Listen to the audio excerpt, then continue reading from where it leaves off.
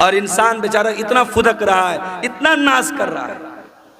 अरे तुझे मौत आएगी, और ये मौत जब आएगी तेरी औकात तुझको बता देगी।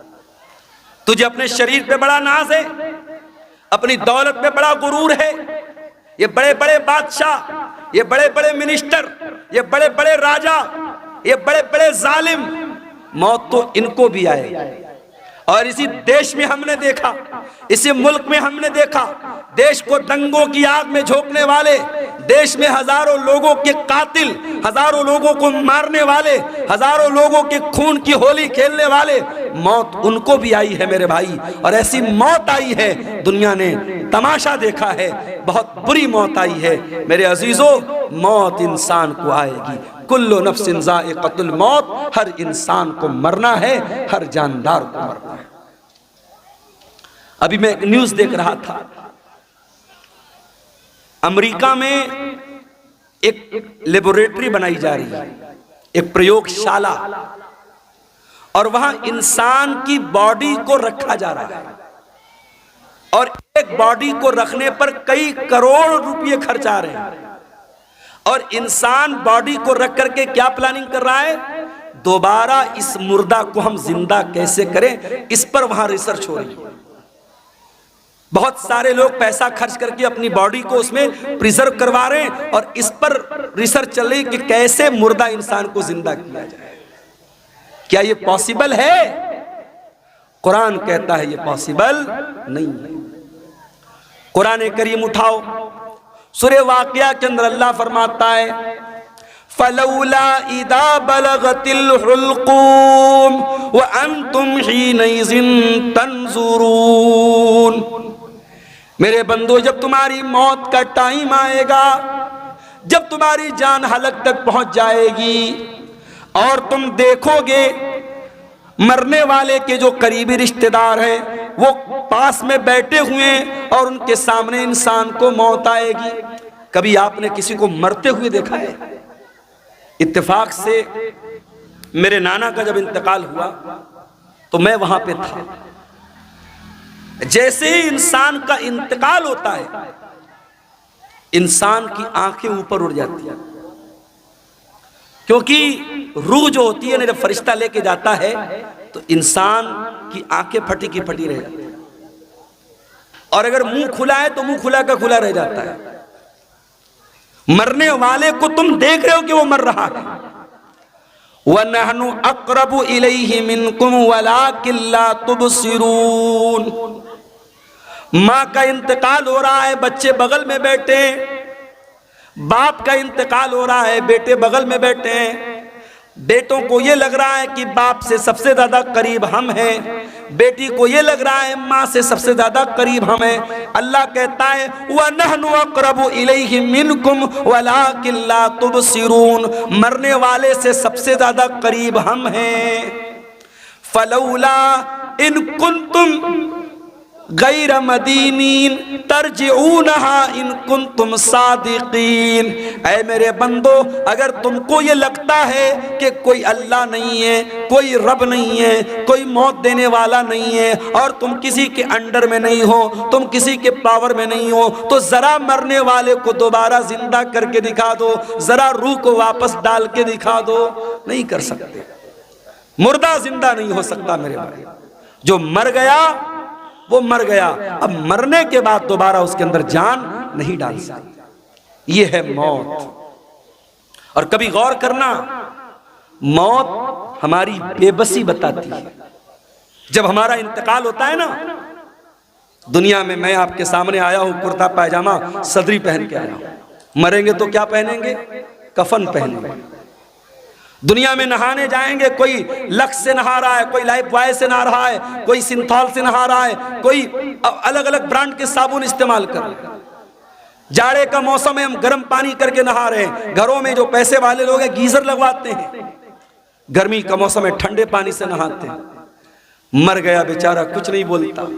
गरम से नहलाओ, ठंडे से नहलाओ, साबुन के साथ नहलाओ, बिना साबुन के नहलाओ, कुछ नहीं बोल सकता। दुनिया में नहाता था, अपना अलग एटीट्यूड था, आधा आधा घंटे तक नहाता रहता था। चेहरे के लिए अलग फेस वॉश था, बॉडी के लिए अलग बॉडी वॉश था, बालों के लिए अलग शैम्पू था। लेकिन आज मरने के बाद आज इतना बेबस है इंसान, दूसरे उसको नहला रहे हैं, उसके रिश्तेदार उसको नहला रहे हैं। वो बेचारा ये कहने की ताकत भी नहीं रखता कि मैं तो लक से नहाया करता था, तुम मुझे बैर की पत्तियों से क्यों नहला रहे हो?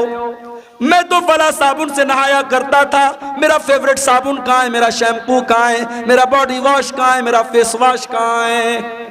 वो बेचारा ये कहने की ताकत भी नहीं रखता कि मैं तो दुनिया में पानी हमेशा गर्म करके नहाया करता था, तुम मुझे ठंडे पानी से क्यों नहला रहे हो? दुनिया में नहाता था, बाथरूम में पैक होकर के नहाता था, आज उसके नहलाने वाले, उसके घर वाले उसको नहला रहे हैं, उसके बदन का कपड़ा भी नहीं उतर रहा है, कैंची से उसका कुर्ता काटा जा रहा है, कैंची से उसकी बनियान को काटा जा रहा है, उसका तहबंद उतारा जा रहा है, उसका अंडरवियर उतारा जा रहा है। आज उसकी शर्मगाह को दूसरे लोग खोल करके नहला रहे हैं। अल्लाह अकबर, कितनी बेबसी है मेरे भाई। नहला दिया गया, अब कफन का नंबर आया। इस्लाम की तालीम देखो, अमीर आदमी को भी वही कफन देना है, गरीब को भी वही कफन देना है, वही सूती कपड़ा है, वही सफेद चादर है। दुनिया में बहुत रंगीन रंगीन पहन करके चला करता था, ब्रांडेड कपड़े पहना करता था, महंगे कपड़े पहना करता था। आज मरने के बाद उसी सूती चादर में, उसी सूती चादर में तुझको कफनाया जा रहा है, उसी सूती कफन में तुझको कफनाया जा रहा है। कफना दिया गया। अब उसके बाद कब्रिस्तान लेके जाना है। अगर कब्रिस्तान करीब में है, जनाजे की चारपाई पे लाश को रखा गया, चारपाई को 4 लोगों ने कंधे पर उठाया, लेके कब्रिस्तान पहुंचे। इतना बेबस है इंसान, मरने के बाद हिल नहीं सकता। उसकी बॉडी को 4 लोग मिल करके जनाजे पर उठा करके लेके कब्रिस्तान जा रहे। कब्रिस्तान लेके जाया गया, वहां पहले से कब्र को खोद करके रेडी किया गया है। जनाजे को कब्र में उतारा गया, मिट्टी डाली गई, कब्र तैयार हो गई। घर वालों ने खड़े होकर के मगफरत की दुआ कर दी, आसानी की दुआ कर दी। फिर उसके बाद मिट्टी हाथ से अपने मिट्टी झाड़ करके घर वाले वापस चले गए। ऐ इंसान, तू कितना गाफिल है, तू क्या क्या हरकतें करता है। इस कब्र में न तेरा बाप तेरे साथ आया, न तेरे बच्चे तेरे साथ आए, न तेरी बीवी तेरे साथ आई, न तेरा माल तेरे साथ आया, न जमीन तेरे साथ आई, न जायदाद तेरे साथ आई। कुल्लु नफ्सिन ज़ाइक़तुल मौत, हर नफ्स को मौत का मजा चला है। अल्लाह अपने नबी से कुरान में कहता है, वमा जअलना लिबशरिन मिन क़ब्लिकल खुल्द अफ़इन मित्त फ़हुमुल खालिदून। ऐ नबी, आपसे पहले जितने इंसान आए उनको भी मौत आई और आपको भी मौत आने वाली है, आपको भी मरना है। इन्नका मय्यितुन व इन्नहुम मय्यितून, ऐ नबी आप भी मरने वाले हैं और ये सब मरने वाले, सबको मौत आने वाली है। हमारे नबी को मौत आई कि नहीं आई? आइए जरा सा नबी की वफात का नक्शा आपके सामने खींचते हैं। नबी का इंतकाल कब हुआ? रबीउल अव्वल के महीने। उम्र कितनी थी? 63 बरस। महीना कौन सा? रबीउल अव्वल। तारीख कौन सी? 12 तारीख। दिन कौन सा? सोमवार का दिन। थोड़ा और पीछे चलो, रबीउल अव्वल के पहले जब रमजान का महीना आया, प्यारे नबी की आदत थी रमजान में हर साल हजरत जिब्रील अलैहिस्सलाम आपके पास आते थे और आपको कुरान का दौर कराते थे, कुरान पढ़ाते थे और आप उनको कुरान सुनाते थे। आखिरी बार जब आपकी जिंदगी का आखिरी रमजान था, अल्लाह के प्यारे नबी ने जिब्रील को 2 मरतबा कुरान सुनाया। अल्लाह के नबी ने हजरत जिब्रील को 2 मरतबा कुरान सुनाया। ये इस बात की अलामत थी कि अब आखिरी रमजान है, अब इसके बाद कोई रमजान आने वाला नहीं है। कुछ दिनों के बाद जब हज का मौसम आया, अल्लाह के प्यारे नबी ने अपने सहाबा से कहा, मैं हज के सफर पे जा रहा हूं, जिसको मेरे साथ हज करना है वो चल सकता है। सहाबा किराम अपने नबी के साथ हज के सफर पे निकले।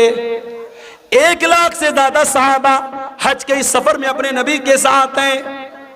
और उस हज के दौरान अल्लाह के प्यारे नबी बार बार अपने सहाबा से कह रहे हैं, खुजू अन्नी मनासिककुम, खुजू अन्नी मनासिककुम। ओ लोगों, मुझसे हज का तरीका सीख लो, मुझसे हज के अरकान सीख लो।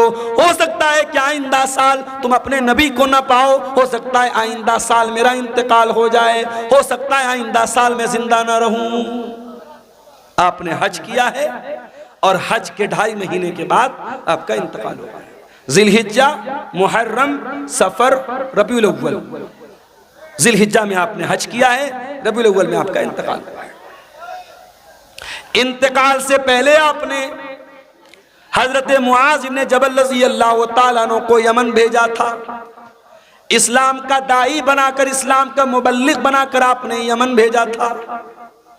आज हमारा नौजवान दिवाली का त्योहार आता है, बड़े शौक से मिठाई खाता है। मैं इस मसले को नहीं छेड़ रहा हूं कि दिवाली की मिठाई खाना जायज है या ना जायज है, उस मसले को छोड़ दो। लेकिन आज हालात क्या है? आज बिहार के बहुत सारे मुसलमान दिवाली का त्योहार मना रहे हैं।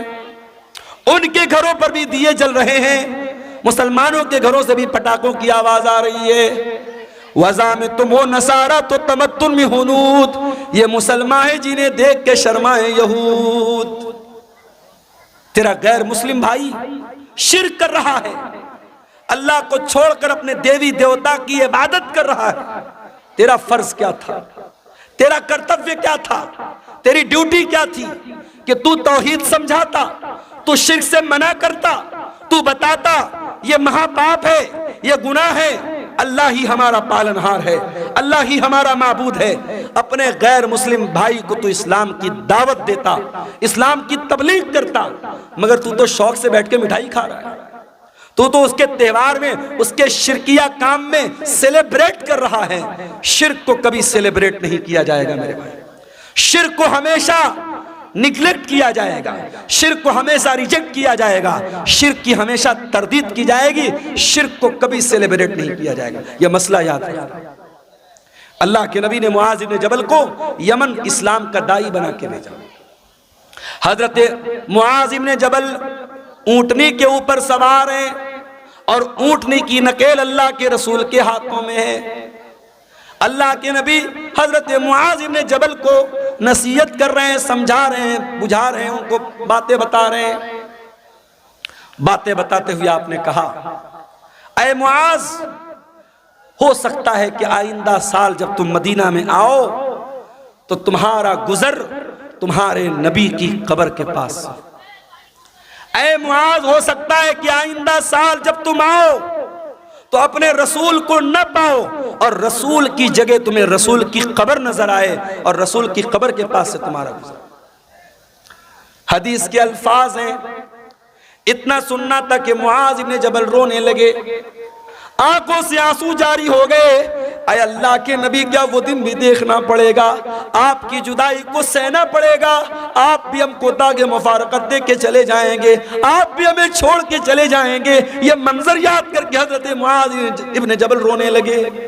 जब वो रोने लगे तो अल्लाह के प्यारे नबी ने मदीना की तरफ इशारा किया, मदीना की तरफ इशारा किया और आपने फरमाया, ऐ मुआज इब्न जबल, इन्ना औलन नास बी अल मुत्तकून मन कानू वहैसु कान। ऐ मुआज, कान खोल करके सुन लो, अगर मुझसे मोहब्बत करते हो और कयामत के दिन मेरे साथ रहना चाहते हो, मुत्तकी बन जाना, परहेजगार बन जाना, अल्लाह से डरने वाले बन जाना। जो मुत्तकी होंगे, जो परहेजगार होंगे, वो हमेशा मेरे साथ रहेंगे। ये बशारत आपने सुनाई। मेरे भाइयों, नबी को एहसास तो हो गया था कि आपका इंतकाल होने वाला है।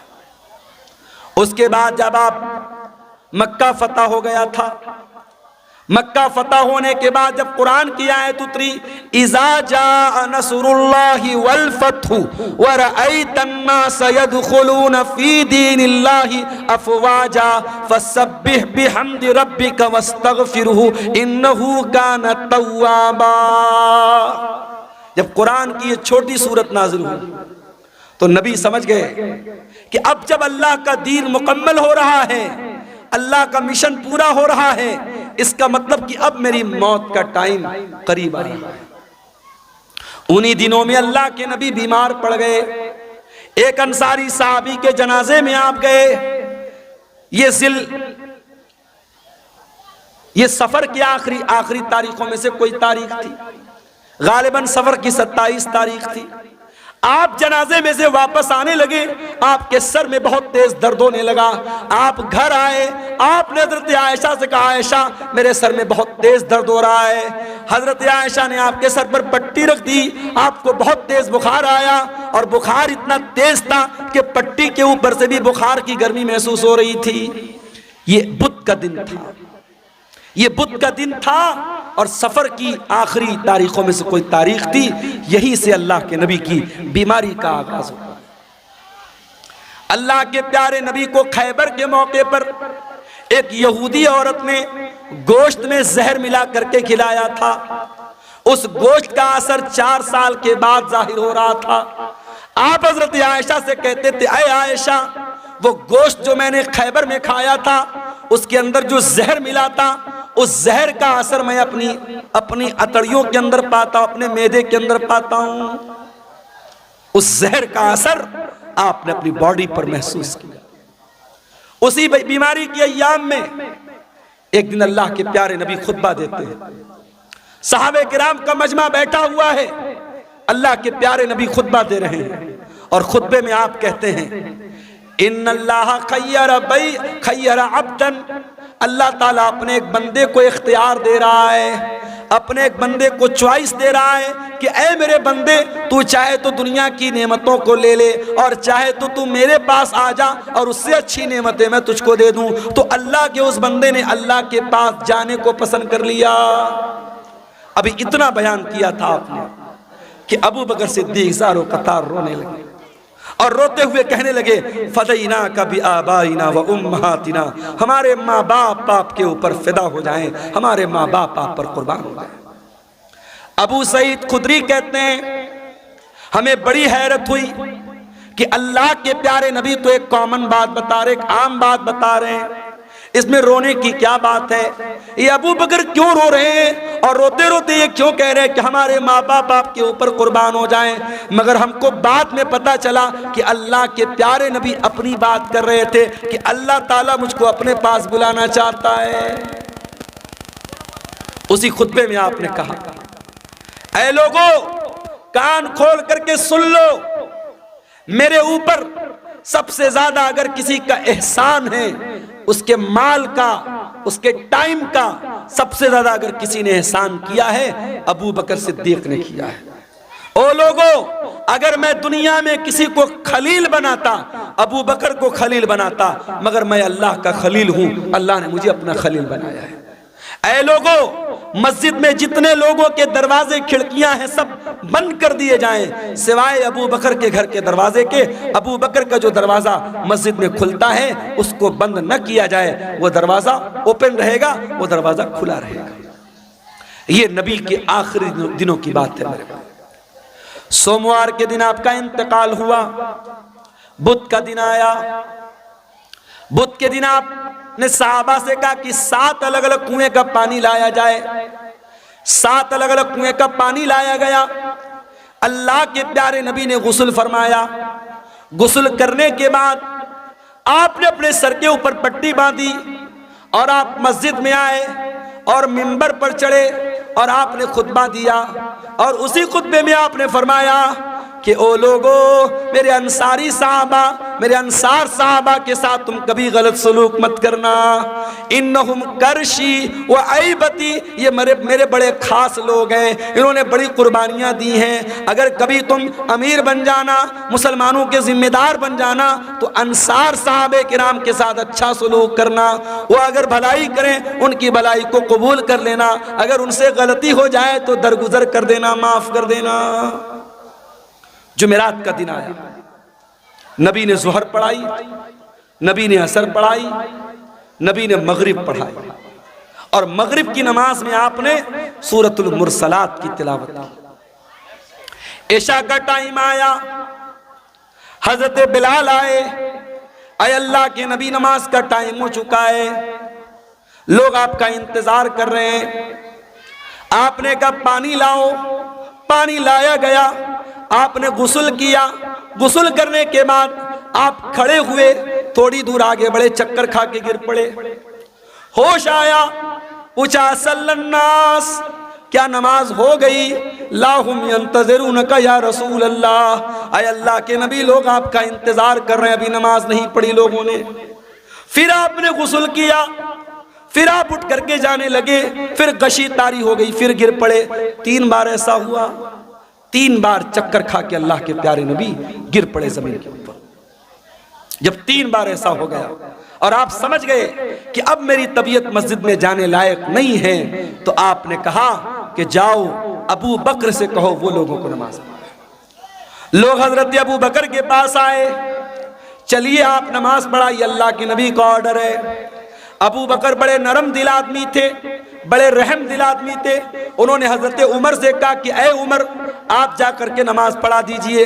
हजरत उमर ने कहा नहीं, अल्लाह के नबी ने आपको परमिशन दी, आप चल करके नमाज पढ़ाइए।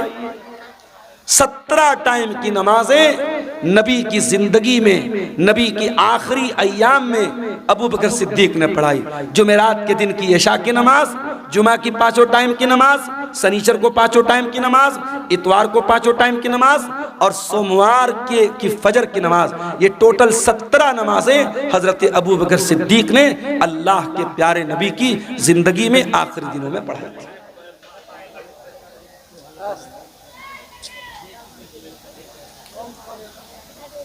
शनिचर का दिन आया,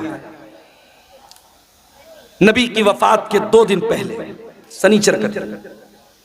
नबी बहुत बेचैन है, इतने बेचैन है कभी चादर ओढ़ लेते हैं, कभी चादर फेंक देते हैं।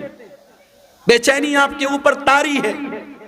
उस बेचैनी के आलम में नबी ने फरमाया लानतुल्लाहि अलल यहूदी वन नसारा, अल्लाह की लानत हो यहूदियों के ऊपर और ईसाइयों के ऊपर, अल्लाह की लानत हो यहूद और नसारा के ऊपर।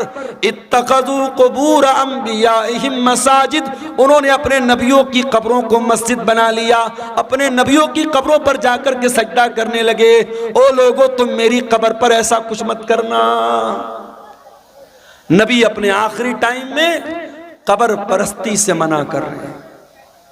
जिस नबी ने अपनी वफात से 2 दिन पहले अपनी उम्मत को शिर्क से रोका है और कब्र परस्ती से रोका है, आज सीमांचल को छोड़ दीजिए, सीमांचल अल्हम्दुलिल्लाह इस बुराई से बहुत हद तक पाक है।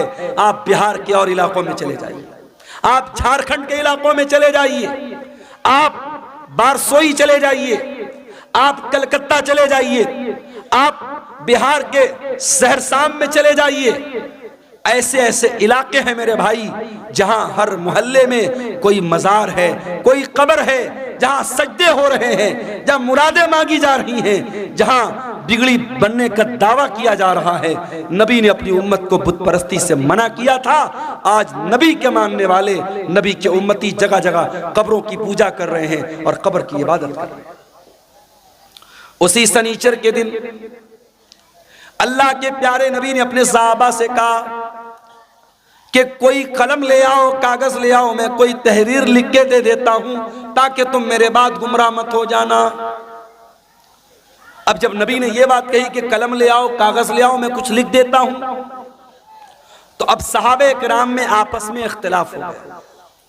कुछ सहाबा ने कहा कि नबी की हालत बहुत कमजोर है, आपकी सिचुएशन बहुत कमजोर है, बीमार हैं आपको अभी ये तकलीफ देने की जरूरत नहीं है, हमारे पास कुरान है, अल्लाह के नबी की हदीस है, वो काफी है, हमें किसी और तहरीर की जरूरत नहीं है। कुछ लोगों ने कहा जब अल्लाह के नबी खुद कह रहे हैं कि कलम ले आओ, कागज ले आओ, मैं लिख देता हूं तो ले आओ। इस बात पर आपस में झगड़ा होने लगा, बहस होने लगी, और जब बहस होने लगी अल्लाह के नबी ने कहा चले जाओ यहां से। नबी ने सबको वहां से हटा दिया। इसका मतलब यह हुआ कि अगर वो बात इतनी इंपॉर्टेंट होती, इतनी अहम होती कि उसके बगैर मुसलमानों का काम न चलता, तो नबी सहाबा से ये ना कहते कि चले जाओ, नबी कहते ले आओ, मैं हर हाल में लिख के दे देता हूँ। नबी ने नहीं लिखवाया, इसका मतलब कि वो बात पहले से आप बता चुके थे, वो बात कोई इतनी इंपॉर्टेंट बात नहीं थी। इतवार का दिन आया, नबी की वफात से एक दिन पहले करीब नबी ने अपने सारे गुलामों को आजाद कर दिया। नबी के घर में जितने हथियार थे, तलवार थी, ढाल थी, ज़रा थी, सब आपने मुसलमानों के लिए वक्फ कर दिया। इतना ही नहीं, आपके घर में 7 दीनार थे, आपने उनको भी सदका खैरात कर दिया। इतवार का दिन गुजारने के बाद जब रात आई है और चिराग जलाने के लिए तेल की जरूरत पड़ी है, तो अम्मा आयशा कहती है मेरे पास तेल नहीं था, मुझे पड़ोसी से मांगना पड़ा, तब जाकर मोहम्मद रसूलुल्लाह के घर में चिराग जला है, रोशनी हुई है। अल्लाह अकबर। मेरी प्यारी माँ और बहनों, आज आपका चप्पल आपकी पसंद का ना आए, आपका कपड़ा आपकी पसंद का ना आए, आपकी पसंद की ज्वेलरी आपका शौहर ना लाए, तो मियाँ बीवी में झगड़ा हो जाता है। बीवी कह देती है अरे जाइए, आपके साथ तो शादी करके मैं फंस गई, शादी करके फंस गई आपके साथ, आप तो कभी मेरी पसंद का सामान नहीं लाते हैं। आज शौहर अपना दिल और कलेजा निकाल के रख दे, तब भी बीवी खुश नहीं होने वाली। वो एक लतीफा है ना कि एक मौलवी साहब थे, बहुत अच्छी तकरीर करते थे, बहुत पब्लिक उनकी बड़ी इज्जत करती थी, बड़ा लोग एहतराम करते थे, और घर में जो उनकी घरवाली थी वो उनकी इज्जत ही नहीं करती थी, उनको मानती नहीं थी। तो एक दिन उनकी घरवाली ने कहा अरे सुनते हो, रात मैंने ख्वाब देखा एक बुजुर्ग हवा में उड़ रहे हैं, एक बुजुर्ग को देखा मैंने कि हवा में उड़ रहे हैं। मैं तो देख के बड़ी अचंभित हो गई, हैरान हो गई। तो मौलवी साहब ने कहा कि अरे पागल, वो बुजुर्ग मैं था जिसको तुमने हवा में उड़ते हुए देखा था। कहा अच्छा आप थे, इसीलिए थोड़ा टेढ़ा टेढ़ा उड़ रहे थे, सीधा नहीं उड़ रहे थे। तो बीवी कभी शौहर की तारीफ करने को तैयार नहीं होती है, ये मिजाज होता है मेरे भाइयों बीवियों का। लेकिन आप देखिए नबी की बीवियों ने कैसी जिंदगी गुजारी। नबी ने अपनी बीवियों को कोई लग्जरी लाइफ नहीं दी, कोई शानदार घर नहीं है, कोई शानदार कपड़ा नहीं है, कोई शानदार फर्नीचर नहीं है। नबी की हयात का आखिरी दिन है और नबी के घर में जो चिराग जल रहा है, चिराग की बत्ती का तेल भी उधार मांग के लाया गया है। सोमवार का दिन आता है, नबी अकरम की जिंदगी का आखिरी दिन है। अल्लाह के प्यारे नबी फजर की नमाज का टाइम होता है, बिस्तर से उठते हैं, अपने कमरे के दरवाजे पर आते हैं, पर्दा हटाते हैं, सामने सहाबे किराम नमाज पढ़ रहे हैं, अबू बकर सिद्दीक नमाज पढ़ा रहे हैं और सहाबे किराम नमाज पढ़ रहे हैं। ये मंजर देख करके अल्लाह के नबी बहुत खुश होते हैं और आपके चेहरे पर मुस्कुराहट आ जाती है। आप जब मुस्कुराने लगते हैं तो सहाबे किराम नमाज की हालत में अपने नबी की मुस्कुराहट को महसूस कर लेते हैं। सहाबे किराम समझ जाते हैं कि अल्लाह के नबी अपने कमरे के दरवाजे पर आए हैं। सहाबे किराम ताली बजाने लगते हैं, लुकमा देने लगते हैं हजरत अबू बकर सिद्दीक को कि जल्दी से पीछे चले आओ, अल्लाह के नबी आ चुके हैं। लेकिन जब अल्लाह के नबी ने महसूस किया कि सहाबे किराम चाहते कि मैं इमामत कराऊं, तो आपने इशारा किया कि नमाज पूरी करो, और उसके बाद आपने पर्दा गिरा दिया। ये आखिरी नजर थी, सहाबा कहते हैं आखिरी दीदार था जो हमने अपने नबी का किया था। फजर का टाइम खत्म हुआ, चाश्त का टाइम शुरू हुआ, सूरज आसमान की तरफ बुलंद होने लगा। जैसे जैसे सूरज बुलंद हो रहा है, चाश्त का टाइम हो रहा है, मोहम्मद रसूलुल्लाह की तकलीफ बढ़ रही है मेरे भाई। आपने अपनी बेटी हजरत फातिमा को बुलवाया। हजरत फातिमा ने आकर के अपने बाप को तकलीफ में देखा, फरमाया वाह करबा बता, हाय मेरे अब्बा जान की तकलीफ। आपने फरमाया लईसा अला अबी की करबुन बादल यौम, ऐ मेरी बेटी फातिमा, आज के बाद तेरे बाप के ऊपर कोई तकलीफ आने वाली नहीं है, आज तेरे बाप की जिंदगी का आखिरी दिन है। एहसास हो गया था कि आज आखिरी दिन है। फिर आपने हजरत फातिमा के कान में कहा, ऐ फातिमा, मैं बहुत जल्द दुनिया से जाने वाला हूं, मैं छोड़ करके तुमको दुनिया से जाने वाला हूँ, तेरा बाप तुझसे जुदा होने वाला है। ये सुन करके हजरत फातिमा की आंखों से आंसू आ गए। फिर आपने उनके कान में फरमाया, ऐ फातिमा, मेरे अहले बैत में, मेरे घर वालों में सबसे पहले तुम मुझसे मिलोगी, तुम्हारा इंतकाल सबसे पहले होगा, और ऐ फातिमा तुम तमाम जन्नती औरतों की सरदार बनोगी। जब हजरत फातिमा ने यह सुना, उनके चेहरे पर मुस्कुराहट आ गई। आपने हसन और हुसैन को बुलाया, उनकी पेशानी को चूमा और लोगों से कहा कि मेरे ये नवासे हैं, इनका ख्याल करना, इनके हुकूक का ख्याल करना, इनके साथ कोई जुल्म न होने पाए। फिर आपने अपनी बीवियों को बुलवाया, तमाम बीवियां इकट्ठा हो गईं। आपने उनको वाज़ो नसीहत की, उनको समझाया, उनको अच्छी अच्छी बातें बताई। उसके बाद आपने ये भी फरमाया, दो चीजों की आपने वसीयत की। उस बेचैनी के आलम में जब आपकी जबान से अल्फाज भी सही तरीके से नहीं निकल लेते, आपने फरमाया अस्सलात अस्सलात व मा मलकत ऐमानुकुम। ओ लोगो, नमाज की पाबंदी करते रहना, नमाज का ख्याल करते रहना, और अपने गुलामों का, अपने नौकरों का, अपने मातहतों का ख्याल करना। नमाज की पाबंदी करना और अपने अंडर में काम करने वाले अपने नौकरों, अपने खादिमों का खास ख्याल रखना। हजरत अब्दुर्रहमान इब्न अबू बकर मिसवाक लेकर के आए, नबी की नजर मिसवाक पर पड़ गई। आपने हजरत आयशा को इशारा किया कि मैं भी मिसवाक करना चाहता हूं। हजरत आयशा ने अपने भाई से मिसवाक ली और मिसवाक को अपने दांतों से नरम किया और वो मिसवाक अल्लाह के नबी को दे दी। अल्लाह के प्यारे नबी ने अपनी वफात से कुछ देर पहले मिसवाक किया।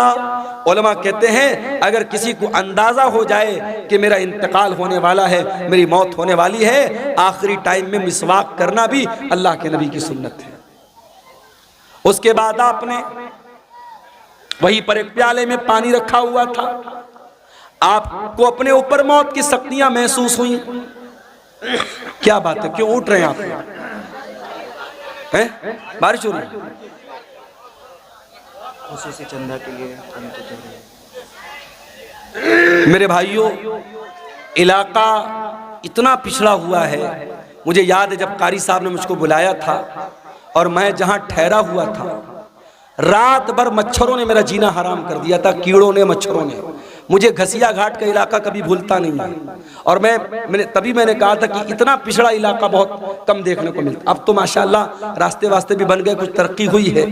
इस इलाके में ये कारी अब्दुल बासित साहब ने ये इदारा खोला है और आप जानते हैं ये जलसा इदारे के चंदे के लिए जलसा हो रहा है। ये बार बार बताने की ज़रूरत नहीं है। मैं बंगाली उलमा की तरह चंदा करने वाला मुकर्रिर नहीं हूँ, लेकिन मैं आपसे गुजारिश करता हूँ ये जलसे वालों की मेहनत पर पानी मत फेरिए। बारिश हो रही है, हल्की फुल्की बारिश हो रही है, अगर हो भी रही थोड़ा बहुत भीग भी गए तो मसला नहीं है, लेकिन आप इस इदारे के ऊपर पैसों की बारिश जरूर करके जाइएगा।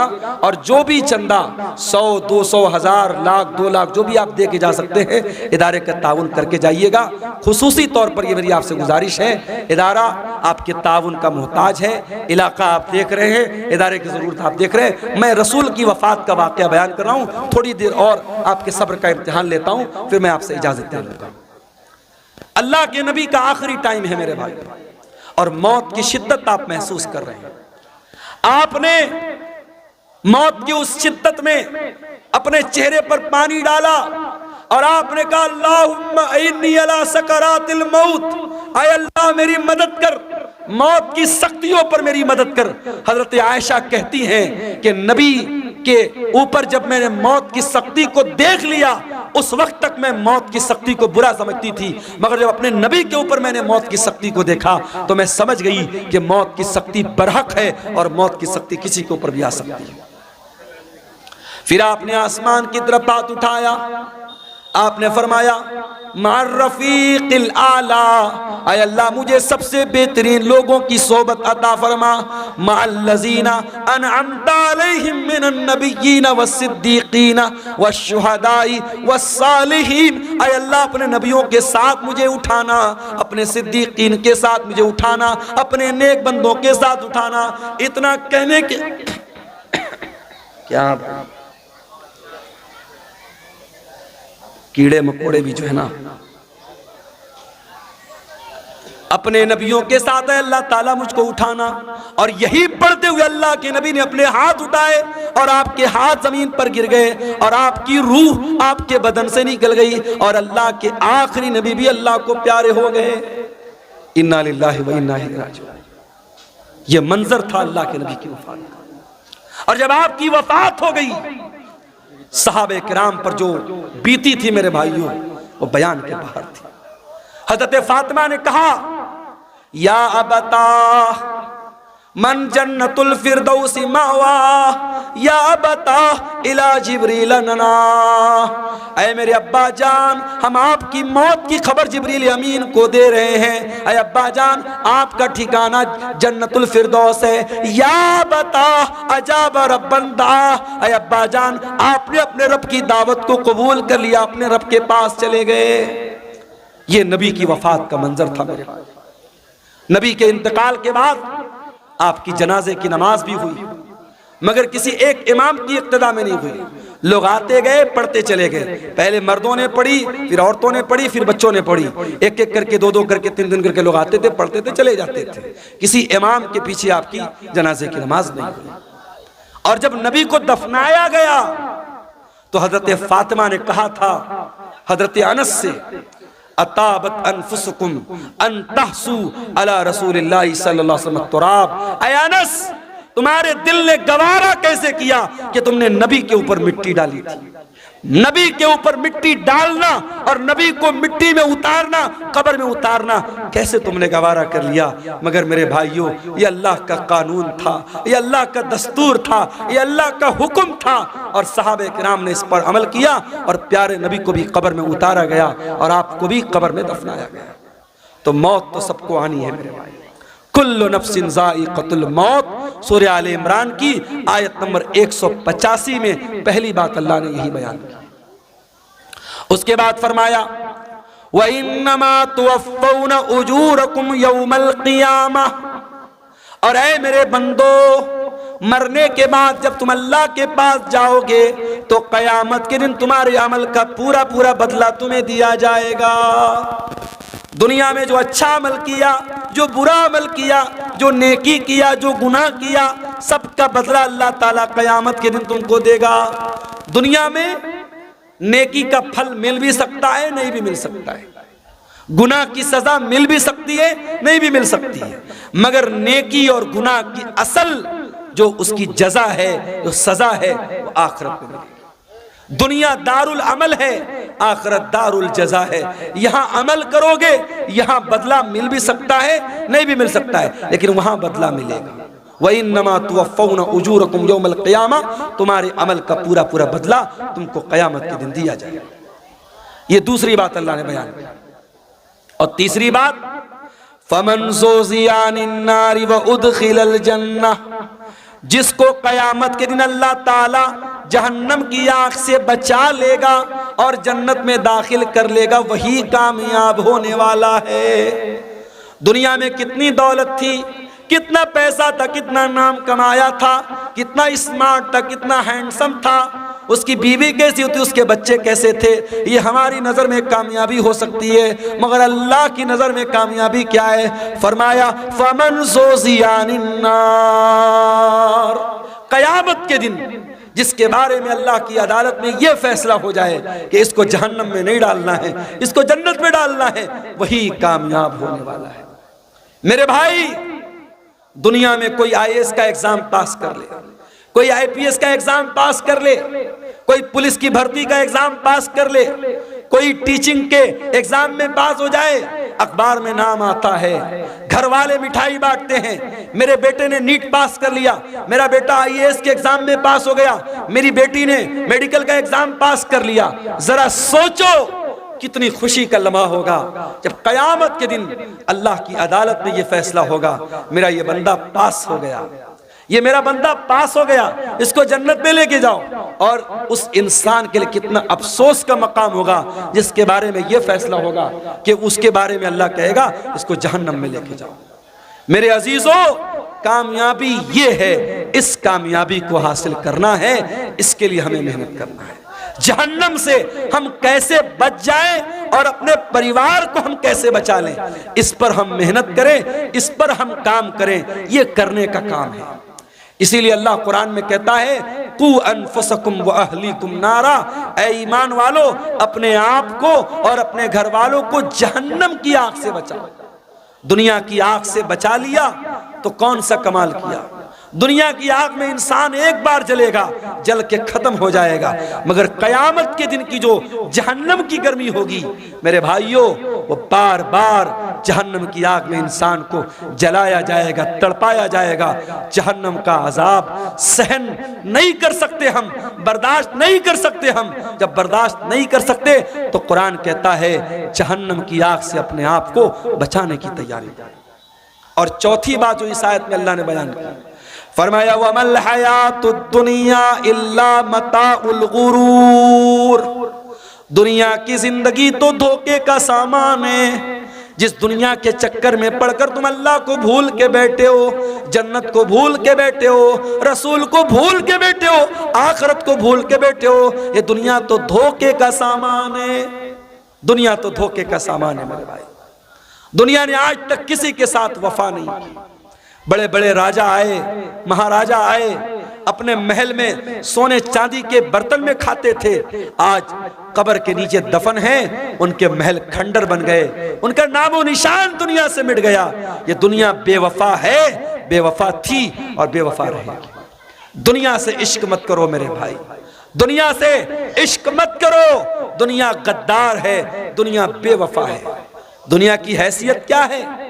हारून रशीद बहुत बड़ा खलीफा है, अपने दौर के बहुत बड़े आलिम अल्लामा इब्ने सम्माक के पास आता है और कहता है इमाम साहब मैं अमीरुल मोमिनीन हूँ, मैं मुसलमानों का खलीफा हूँ, मैं चाहता हूँ कुछ नसीहत कर दीजिए, कुछ समझा दीजिए, कोई कीमती बात बता दीजिए। इब्ने सम्माक ने कहा अमीरुल मोमिनीन बुरा मत मानिएगा, मैं बस एक सवाल आपसे करना चाहता हूँ। मान लीजिए आप किसी सहरा में जा रहे हैं, सारा सामान आपका खत्म, खाने पीने की सारी चीजें खत्म, और आपको बहुत जोर की प्यास लगी है, और प्यास इतनी जोर की लगी है कि अगर पानी नहीं मिला तो आप मर जाएंगे। एक आदमी आता है और एक प्याला पानी आपको कहता है कि एक प्याला पानी मैं दूंगा, शर्त यह है कि आप अपनी आधी बादशाहत मुझको दे दे। तो ऐ अमीरुल मोमिनीन आप क्या करेंगे? उसको बादशाहत दे देंगे और पानी लेकर के जान बचाएंगे या बादशाहत बचाएंगे? हारून रशीद ने कहा मैं बादशाहत दे दूंगा, आधी बादशाहत दे दूंगा और पानी ले लूंगा। इब्ने सम्माक ने कहा अमीरुल मोमिनीन पानी आपने पी लिया, पानी बॉडी के अंदर रुक गया, पानी थम गया, पेशाब लगा है मगर पेशाब का रास्ता बंद हो गया, पेशाब नहीं निकल रहा है, आपको दर्द हो रहा है, तकलीफ हो रही है, अगर पेशाब न हुआ तो आप मर जाएंगे, जिंदगी के आखिरी कगार पे पहुंच गए। अब एक दूसरा इंसान आया, उसने कहा हारून रशीद मैं तेरा पेशाब जो रुका है उसको खोल सकता हूं, तेरा पेशाब हो जाएगा, तेरे बदन में जो पानी रुका है बाहर निकल जाएगा, कंडीशन ये है कि तू अपनी आधी हुकूमत मुझको दे दे। तो क्या आप उसको दे देंगे? हारून रशीद ने कहा हाँ मैं दे दूंगा। हारून रशीद ने कहा हाँ मैं दे दूंगा। इब्ने सम्माक ने कहा अमीरुल मोमिनीन बस यही पैगाम है, इस बादशाहत पे गुरूर मत कीजिएगा, इस सल्तनत पर धोखा मत खाइएगा। इस सल्तनत की औकात एक प्याला पानी और पेशाब के चंद कतरे है, इससे ज्यादा इस हुकूमत की हैसियत नहीं है, इस बादशाहत की हैसियत नहीं है। मेरे अजीजों आज बहुत सारे लोग हमारे बीच में हैं, कल नहीं होंगे। आज अपने पैसे पर आपको गुरूर है तो कान खोल के सुन लो, आपसे ज्यादा पैसा कारून के पास था। अगर आप गांव के प्रधान हैं, आप इलाके के मिनिस्टर हैं, अपने इलाके की बड़ी हस्ती हैं और आपको बड़ा नाज है कि साहब मेरा बड़ा नाम है, मेरी बड़ी शान और शौकत है, आपसे ज्यादा शान और शौकत फिरौन की थी, आपसे बड़ी बादशाहत नमरूद के पास थी, न नमरूद की बादशाहत उसके काम आई, न फिरौन की सल्तनत उसके काम आई, न कारून की दौलत उसके काम आई, न कौम आद की ताकत उसके काम आई, न कौम समूद का पावर उसके काम आया। मेरे प्यारे साथियों, अगर काम आने वाली कोई चीज है, अल्लाह का दीन काम आएगा, आपके नेक अमल आपके काम आएंगे, ईमान आपके काम आएगा, आपका अकीदा आपके काम आएगा। मेरे अजीजों, सूरह आले इमरान की आयत में 4 सबक हमें मिले। पहला सबक, मरना है, कुल्लु नफ्सिन ज़ाइक़तुल मौत, हर नफ्स को मौत का मजा चखना है। ये मदरसे वाले चंदे के लिए आपसे अपील कर रहे हैं, और आप इतने भी गरीब नहीं हैं 150 आप न दे सके, मगर आज नहीं दे रहे हैं, और जब मर जाएंगे तो बेटा क्या करेगा? जिंदगी में कभी बाप की तरफ से सदका नहीं किया, कभी बाप ने खुद सदका नहीं किया, मर गया तो बेटा क्या कर रहा है? बाप की तरफ से मदरसा बनवा रहा है, बाप की तरफ से ट्यूबवेल लगवा रहा है, माँ की तरफ से मस्जिद में कुरान दे रहा है। अरे जिंदगी में माँ बाप की कदर करो और जिंदगी में सदका खैरात किया करो। अल्लाह के नबी से पूछा गया, सबसे अफजल सदका कौन सा है, सबसे बेहतरीन सदका कौन सा है? आपने फरमाया, अंत सद्दका व अंत सहीहुन शहीहुन तक्शल फक्रा व तअमलुल गिना। सबसे बेहतरीन सदका ये है, तंदुरुस्ती की हालत है, माल की मोहब्बत है, पैसा बहुत है, माल की मोहब्बत है, तंदुरुस्ती है, और डर है कि पैसा खत्म ना हो जाए और पैसा आने की उम्मीद है। ऐसी सिचुएशन में जो सदका किया जाए वो सबसे बेहतरीन सदका है। मेरे अजीजों, सदका खैरात करने के लिए, नेकी के काम में हिस्सा लेने के लिए मौत का इंतजार मत करो। मौत आएगी और पल भर में आपका फैसला कर देगी, मौत आपका काम तमाम कर देगी। इसलिए मेरे अजीजों, कुरान क्या कह रहा है? या अय्युहल्लज़ीना आमनू ला तुल्हिकुम अमवालुकुम वला औलादुकुम अन ज़िक्रिल्लाह। ऐ ईमान वालो, तुम्हारा माल और तुम्हारी औलाद तुमको अल्लाह के जिक्र से गाफिल न कर दे। माल के चक्कर में कहीं अल्लाह को भूल न जाना, औलाद के चक्कर में कहीं अल्लाह को भूल न जाना। वमन यफ़अल ज़ालिका फ़उलाइका हुमुल खासिरून। और जो ऐसा करेगा बहुत नुकसान उठाएगा। व अनफ़िक़ू मिम्मा रज़क़नाकुम मिन क़ब्लि अन यातिया अहदकुमुल मौत। और ऐ ईमान वालो, हमने जो रोजी दी है उसमें से खर्च करो इसके पहले कि मौत आ जाए। फ़यक़ूल रब्बि लौला अख़रतनी इला अजलिन क़रीबिन फ़अस्सद्दक़ व अकुन मिनस्सालिहीन। कहीं ऐसा न हो कि मौत के आने के बाद तुम कहो कि ऐ अल्लाह, 1 घंटे का टाइम और दे दे, 1 मिनट का टाइम और दे दे, मैं तेरी राह में सदका करना चाहता हूँ, मैं नेक बनना चाहता हूँ। वलन युअख़्खिरल्लाहु नफ्सन इज़ा जाअ अजलुहा। लेकिन अल्लाह का कानून ये है, मौत आ गई तो 1 सेकंड पहले नहीं मर सकते, 1 सेकंड बाद में नहीं मर सकते। मुझे बहुत अच्छी तरीके से याद है 10 अक्टूबर 2020 की वो शाम, 10 अक्टूबर 2020 की वो रात जब मेरी माँ का इंतकाल हुआ था और मैं बनारस के अपने घर के बहुत करीब के हॉस्पिटल में माँ को लेके जा रहा था। हार्ट अटैक आया था, शुगर की पेशेंट थी वो, और बाइक पर बिठाकर पीछे मेरा छोटा भाई बैठा था। और हॉस्पिटल के कैंपस के अंदर जैसे ही हम दाखिल हुए थे, माँ का जिस्म बेजान होके बाइक से नीचे गिरा था। और जब हम लोगों ने सारे भाई वहां पहुंच चुके थे, और जब माँ को उठा करके हम लोग आईसीयू में लेके जा रहे थे, तो नेचुरल बात होती है, मरने के बाद इंसान की बॉडी का वजन बढ़ जाता है। वजन से अंदाजा लग गया कि अब रूह निकल चुकी है, अब मौत आ चुकी है। हमारे पास करने को बातें बहुत थी। हम लोग कह सकते थे 5 मिनट पहले लाए होते, डॉक्टर ने देखा होता, ये हुआ होता, वो हुआ होता। ये सब बहाने अपनी जगह, कुरान की ये आयत अपनी जगह। वलन युअख़्खिरल्लाहु नफ्सन इज़ा जाअ अजलुहा। मौत तो अपने वक्त पर आती है मेरे भाई। इसलिए अपने नौजवान साथियों से भी कहना चाहता हूँ, सीमांचल के जलसों में मैं कहीं कहीं बड़ी बेहयाई भी देखता हूँ। सड़कों पर लड़के लड़कियों का जमघट भी देखता हूं, बड़ा ऐसा माहौल में देखता हूं, पूरे इंडिया में वो माहौल कहीं नजर नहीं आता। मेरे भाइयों, ये जलसे, ये प्रोग्राम ठीक है, इदारे वालों के अपने मसाइल हैं, मदरसों की अपनी मजबूरी है, जलसा कराने बगैर उनको चंदा नहीं मिलेगा।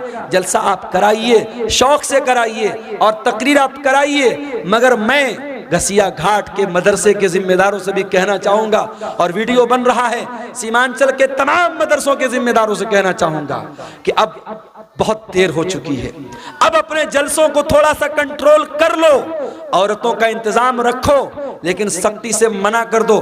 कोई मेला ठेला नहीं लगेगा, कोई औरतों के सामान की दुकान नहीं लगेगी, कोई सड़क और चौराहे पर मर्दों और औरतों का जमघट नहीं लगेगा। और अगर नहीं कर सकते तो फिर जलसे बंद कर दो मेरे भाई, जलसे बंद कर दो। ये मेले के नाम पर अगर मर्दों औरतों का जमघट होता है तो उतना बड़ा गुनाह नहीं है, उतना बड़ा गुनाह नहीं है जितना बड़ा गुनाह बड़े बड़े बैनर लगा के, बड़े बड़े फाटक लगा के, बड़े बड़े उलमा की तकरीर करा के, और सड़कों पर मर्दों औरतों का जब हम जमघट देखते हैं, जवान जवान लड़कियां जा रही हैं और जवान लड़के उनको देखकर आवाजें कस रहे हैं, इशारेबाजी कर रहे हैं, नैन मटक्का हो रहा है, ये मंजर देखकर वल्लाह दिल को तकलीफ होती है। और मैं ये सोचता हूँ 2009 से मैं सीमांचल में आ रहा हूँ, 15 साल हो गए, हर साल आ रहा हूँ, तकरीरें कर रहा हूँ, लेकिन हालात जस के तस है बल्कि और बुरे हो रहे हैं। हालात कब सुधरेंगे मेरे भाई? हम कब जागेंगे, कब होश में आएंगे, कब हम चेतेंगे, कब अपने अमल को हम सुधारेंगे? मेरे अजीजों, आज की तकरीर में यही पैगाम दे रहा हूँ कि इसके पहले कि मौत आ जाए और ये गुनाह करते हुए अल्लाह के यहाँ हम चले जाएं, अपने अमल की इस्लाह कर लो मेरे भाई, अपनी बुराइयों से तौबा कर लो। और याद रखो, तौबा करने के लिए कल का इंतजार मत करो, जाओ अपने कमरे का दरवाजा बंद करो। जिस तरीके से बैठ करके बंद कमरे में मोबाइल देखते हो, जाओ अपने कमरे की लाइट भी बंद कर दो, दरवाजा भी बंद कर दो, और वजू करके अल्लाह के सामने हाथ फैलाओ और सोचो कि अब तक की जिंदगी कैसी गुजरी थी।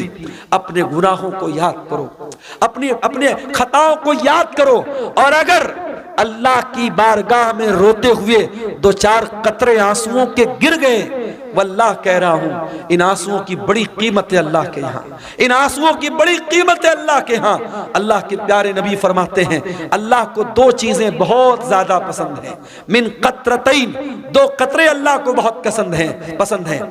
कतरतु दुमूइ मिन खशियतिल्लाह, एक अल्लाह के खौफ से बहने वाला आंसू का कतरा, व कतरतु दमिन तुहराक़ु फी सबीलिल्लाह, और एक खून का कतरा जो अल्लाह की राह में बहता है। मेरे अजीजों, तौबा कर लो, जवानी में तौबा कर लो, अपनी ताकत के दौर में तौबा कर लो। कल बुढ़ापे में तौबा करने का कोई मतलब नहीं होगा। दर जवानी तौबा करदन शेवे पैगंबरी, वक्त पीरी गुर्गे जालिम मी शवत परहेजगार।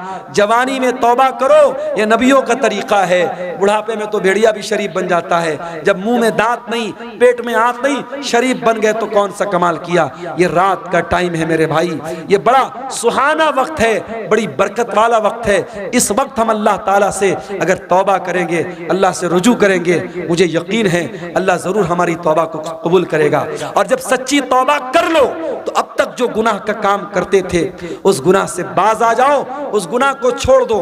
अगर मोबाइल का गलत इस्तेमाल करते थे, यहीं से तौबा कर लो, नहीं करेंगे।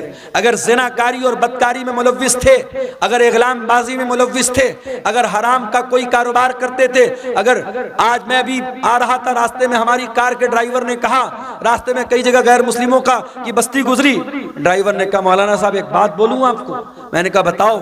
कहने लगा कि बिहार में और ख़ास तौर से हमारे इस इलाके में आज के दिन हमारे बहुत सारे गैर मुस्लिम बहुत जुआ खेलते हैं, और उनका ये मानना है, गैर मुस्लिम भाइयों का ये मानना है कि दिवाली की रात जो जुआ खेलेगा और जीत जाएगा वो साल भर हमेशा जीतेगा, वो कभी हारेगा नहीं। ये मान्यता है उनकी। और एक दिन पहले भी धनतेरस का त्योहार था, आपने देखा होगा मार्केट में बड़ी भीड़ लगी थी, बड़ी भीड़ लगी थी। धनतेरस वाले दिन हमारे गैर मुस्लिम भाइयों का ये मानना है कि कुछ न कुछ सामान उनको खरीदना है, चाहे झाड़ू ही खरीदेंगे मगर खरीदेंगे। और आज अभी हम लोग चाय पीने के लिए रास्ते में रुके तो एक साहब ने बताया कि दुकानदार फोन पे नहीं ले रहा, वो कैश चाहिए उसको। उसने कहा हम फोन पे से पेमेंट नहीं लेंगे, आज के दिन हम कैश लेते हैं, हम फोन पे नहीं लेते हैं। तो ये हमारे गैर मुस्लिम भाइयों के यहाँ आस्था के नाम पे बहुत सारी चीजें अंधविश्वास हैं जो धीरे धीरे हमारे यहाँ भी आ रहा है। मेरे भाइयों, अंधविश्वास से बचो, और जुआ खेलना हमेशा हराम है इस्लाम में। गैर मुस्लिम भाइयों के एक त्योहार पे खेल रहे हैं, मगर हमारे मजहब में किसी त्योहार पे खेलना या किसी त्योहार पे शराब पीना जायज नहीं है। शराब साल के 360 दिन हराम है, जुआ साल के 360 दिन हराम है। तो सूरह आले इमरान की इस आयत की रोशनी में चंद बातें मैंने रखी हैं, और मैं अपने आप को बड़ा खुशनसीब समझता हूँ कि कारी अब्दुल बासित साहब, बड़ी मीठी आवाज़ थी उनकी, बड़ी मोहब्बत से बोलते थे। आज उनके बच्चों ने अल्हम्दुलिल्लाह अपने बाप की वरासत को संभाला है, मदरसे को चला रहे हैं। हमारी जिम्मेदारी बनती है, इलाके का पुराना इदारा है और एक बुजुर्ग ने उसको जिंदगी भर सींचा है, आज वो हमारे बीच में नहीं है, उनके बच्चे चला रहे हैं। हम इस इदारे को हम इसका ताउन करें। अल्लाह ताला हम सबको इसकी तौफीक अता फरमाए। हमारे यूट्यूबर भाई